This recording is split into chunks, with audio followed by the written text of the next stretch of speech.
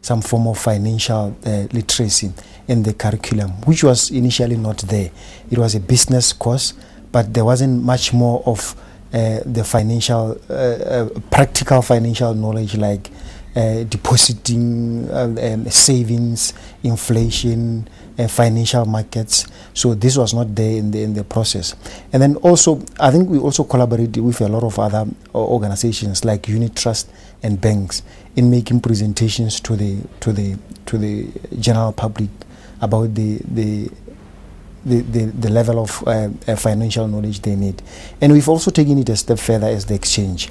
This year we are running courses whereby people will need to pay up to attain a certain level of knowledge in this financial knowledge. It's always going to start with the individual. That I need to think, as an individual, I need to think about my own well-being. I need to take control of my own finances.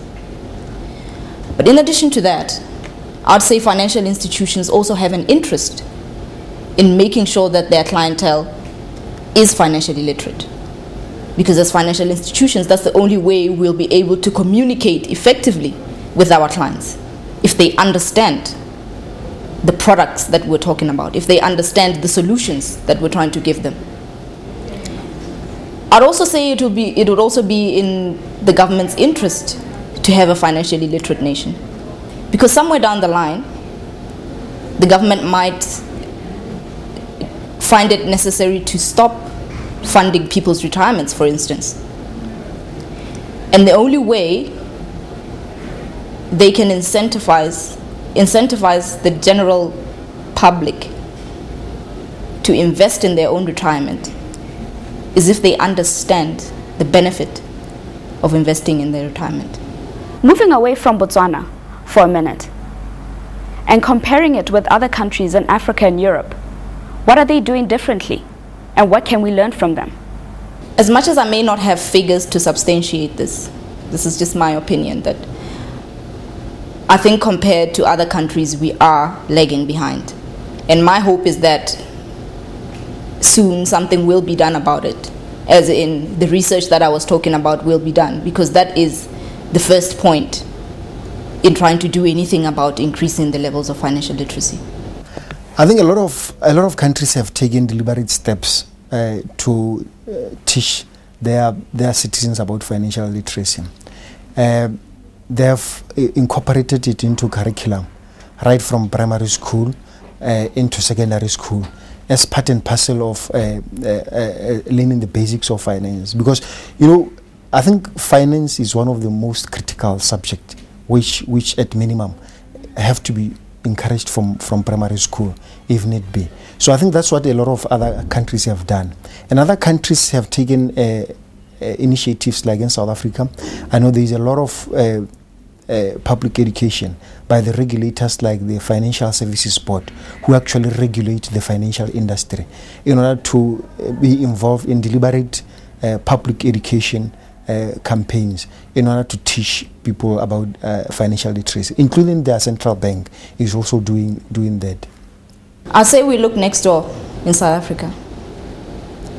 I wouldn't say they have achieved 100% financial literacy rate, but they've put measures in place to increase levels of literacy. The Financial Services Board has a consumer education department that is dedicated to increasing levels of financial literacy within the general public. Banks and other financial institutions have also invested in increasing financial literacy. If we look overseas to countries like Australia, the Australian government has actually set up a financial literacy foundation, which is responsible for increasing levels of financial literacy within the general public.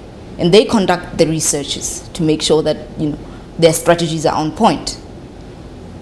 They liaise with schools to make sure that financial education is available within the curriculum. They have created partnerships with various community-based institutions or community-based organizations. And the government has also put in various measures, incentives to make sure that they are encouraging people to save for their retirement. They are encouraging people to get a general understanding of, insurance, of their estate planning issues. So just the broad spectrum of areas that cover an individual's financial well-being. Although there may be a stark contrast between Botswana and other countries, the winds of change are clearly evident, as more and more Botswana are buying shares. I think one of the good indicators of the financial literacy in terms of its improvement is the participation of people in the stock market. In Botswana, the figures are still very low. I mean, if you talk about the tradability of shares, the figures up to November last year shows us that they only account up to 6% of the total trade of the total trade happening in the stock market. In South Africa, I was reading an article recently. It's also very low financial literacy. Less than 10% of the people actually participate in the stock market in South Africa, and I will hope the figure is just about 10% or less even in our market. So I think this of late have been some great improvement in terms of a number of retail ordinary Botswana coming into the stock market after our public education, so which is a very good indication that there's still some change in terms of literacy, financial literacy in ordinary Botswanas.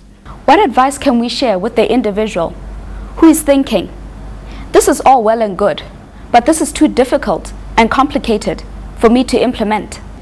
I'd say to them that they should go out and read. We have a very active financial press. There's information everywhere on the internet. There's books on financial literacy. And I'd also encourage them to speak to someone. Speak to your local financial advisor. Speak to somebody at your local bank. Because these are people who are knowledgeable on these financial issues. My last word would be that, at the end of the day, it is up to the individual Botswana to get this knowledge for their own benefit mainly, because it will help them to structure their finances. It will help them to make proper budgeting. It will help them to plan ahead of retirement, not only thinking of going to the cattle post when people retire. I think it is the bottom line is that all this institution can do a lot in trying to help Botswana about getting this form of education. But the buck stops with the individuals in getting this knowledge. But the good thing in the country, in Botswana more especially, is that a lot of this information is mainly for free. It is good now for people to take advantage of this free education while it's still free, because going forward it might not certainly be very free.